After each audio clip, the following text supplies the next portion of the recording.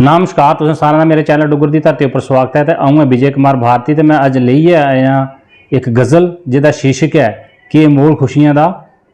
तो उम्मीद है तुसें पसंद आग। तो जेकर पसंद आओ तो लाइक शेयर कमेंट जरूर करियो। तो मेरे चैनल डुग्गर दी धरती की भी सबसक्राइब करियो। तो घंटे के बटन की दबाना नहीं भुल्लियो ताकि मेरी आने वाली वीडियो का नोटिफिकेशन सारे तो पहले तुहाडे तक पुजी सके। तो लियो पेश है मेरी ये नवी गज़ल। जे जिंदगी च दुख नहीं हुंदा, जे जिंदगी च दुख नहीं हुंदा तां के मोल हा खुशियां दा। जे जिंदगी च दुख नहीं हुंदा तां के मोल हा खुशियां दा। नी लैला मजनू हुंदे नी किस्सा लिखोंदा दुखियां दा। नी लैला मजनू हुंदे नी किस्सा लिखोंदा दुखियां दा। नी हुंदे ढोल नगारे नी हुंदा गाना बजाना। नी हुंदे ढोल नगारे नी हुंदा गाना बजाना। गरीब अमीर हुंदा एक बराबर कुण कम करदा सुखियें दा। गरीब अमीर हुंदा एक बराबर कुण कम करदा सुखियें दा। जे जिंदगी च दुख नहीं हुंदा तां के मोल हा खुशियें दा। जे जिंदगी च दुख नहीं हुंदा तां के मोल हा खुशियें दा।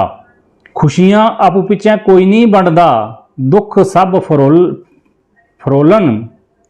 खुशियां आपू पिछे कोई नहीं बंडदा दुख सब फरोलन। नी एह्दे च औंदे अथरू कियां धुगदा करदा अखियां दा। जे जिंदगी च दुख नहीं हुंदे तां के मोल हा खुशियां दा। जे जिंदगी च दुख नहीं हुंदे के मोल हा खुशियां दा। नी दुखें दे पहाड़ त्रुटदे नी हुंदे इरख बछोड़े।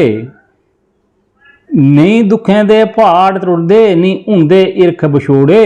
नी एक दूए ने हुंदा इरस नहीं हुंदा दौर तरक्कियां दा। जे जिंदगी च दुख नहीं हुंदा तां के मोल हा खुशियां दा। जे जिंदगी विच दुख नहीं हुंदा तां के मोल हा खुशियां दा। चौनी पासें भारती हुंदियां खुशियां तां रब की जंदे भुल्ली। चौनी पासें भारती हुंदियां खुशियां तां रब की जंदे भुल्ली। मंदिर मस्जिद कोई नहीं जंदा के मोल किताबें रखियां दा।